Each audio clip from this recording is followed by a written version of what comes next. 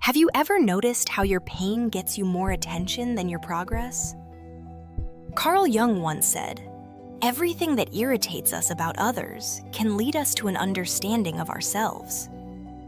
But what happens when that understanding becomes who you are? Let's be honest. You know that moment when someone asks how you're doing, and you immediately reach for what's broken. When your Instagram stories are more honest about your struggles than your victories. When you realize you've been introducing yourself through your trauma for so long, you don't remember who you were before it. Here's what no one wants to admit.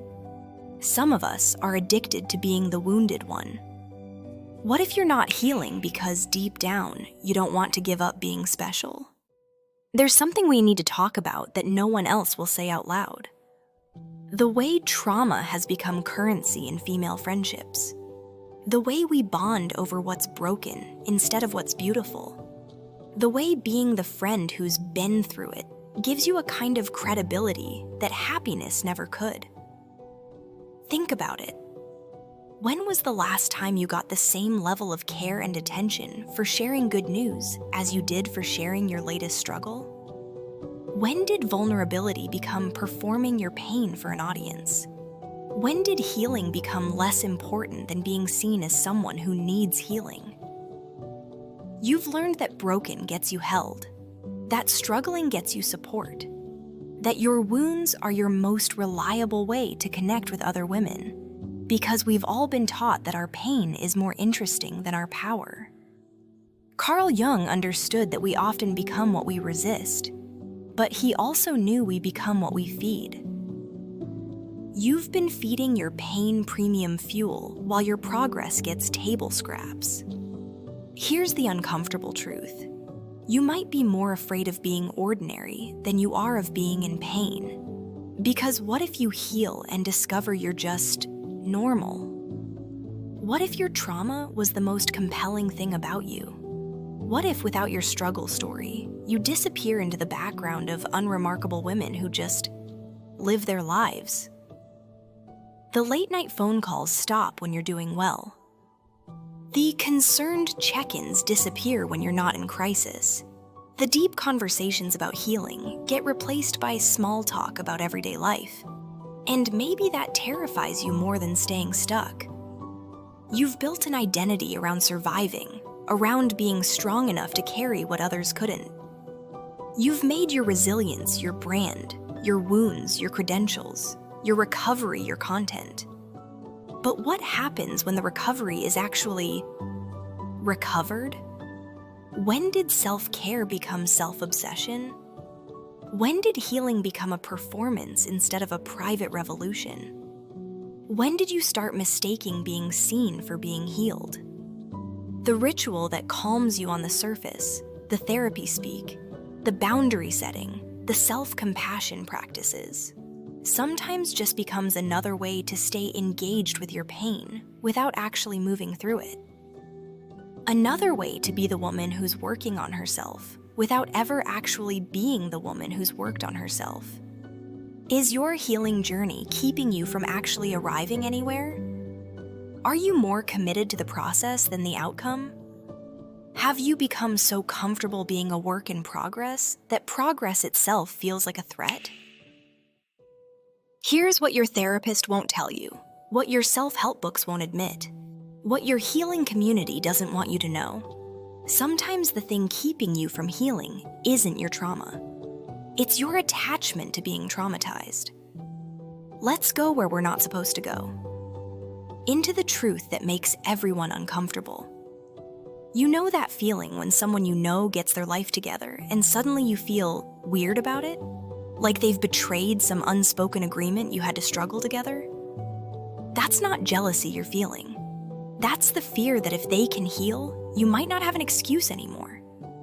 We've created a whole culture around being damaged. We wear our therapy appointments like badges of honor. We speak in trauma-informed language that makes our pain sound sophisticated.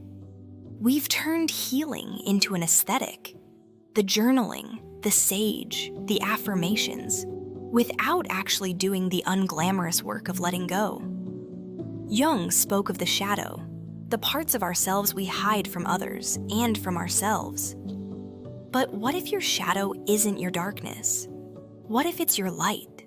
What if the thing you're most afraid of isn't your capacity for pain, but your capacity for joy?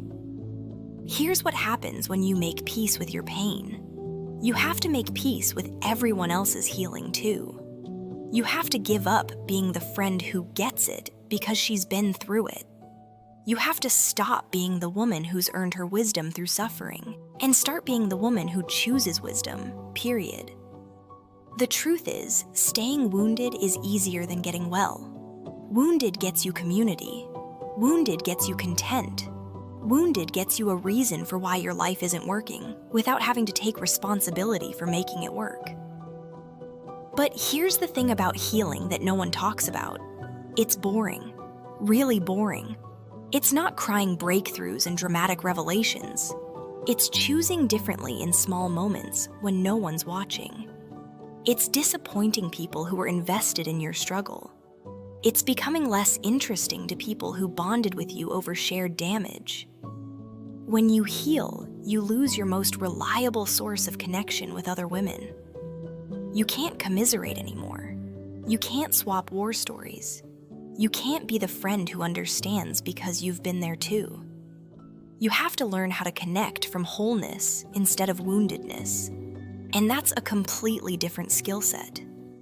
The woman who has actually healed, not performed healing, not aestheticized healing, but actually healed. She's not talking about her trauma anymore.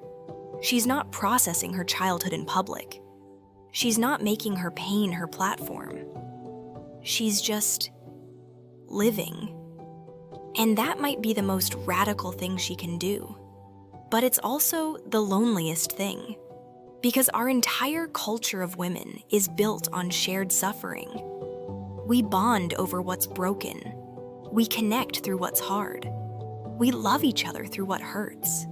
And when you step out of that dynamic, you step out of the community. That's why healing feels like death. Because it is. It's the death of the version of yourself that everyone knew how to love.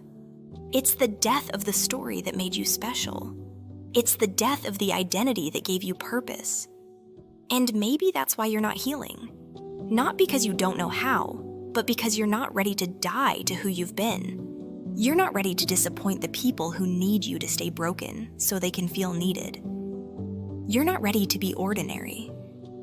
Here's what Jung knew that we've forgotten. Integration isn't about healing your wounds.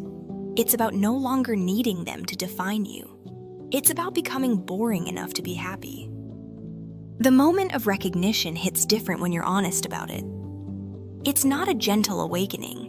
It's a confrontation with the part of yourself that has been choosing familiar pain over unfamiliar peace.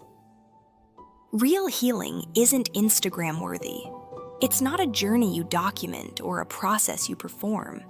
It's the quiet, unglamorous work of choosing differently when no one's watching. It's disappointing people who are invested in your struggle. It's becoming less interesting to people who bonded with you over shared damage. The woman who has actually healed doesn't talk about her trauma anymore.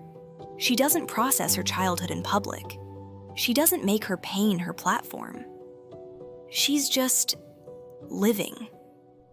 And that might be the most radical thing she can do. But here's what happens when you choose healing over performing healing.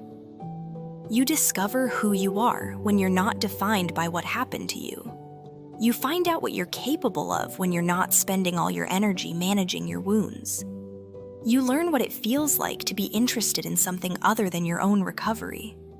The invitation isn't to spiritual bypass or pretend your pain doesn't matter.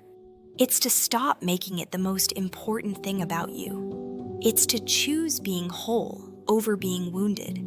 It's to risk being ordinary so you can finally be free. And maybe that's the scariest thing of all. Discovering that you were always whole. That you were always enough. That you were always worthy of love. Not because of what you survived, but because of who you are. Here's the truth no one wants to hear. You might be more attached to your healing journey than you are to actually healing. You might be more invested in being a survivor than in moving beyond survival. The question isn't whether you're capable of healing. The question is whether you're willing to give up the version of yourself that needs healing. Whether you're ready to be the woman who's not interesting because she's damaged, but because she's whole. What would happen if you stopped introducing yourself through your trauma? What would happen if you stopped bonding with other women through shared pain? What would happen if you gave up being special for being broken and chose to be ordinary for being whole? The invitation is there, waiting in the space between who you've been and who you could become. The woman who chooses healing over performing healing. The woman who chooses wholeness over woundedness. The woman who's brave enough to be boring so she can finally be free. What story would you tell if your pain wasn't the main character? Who would you be if you didn't need to be saved?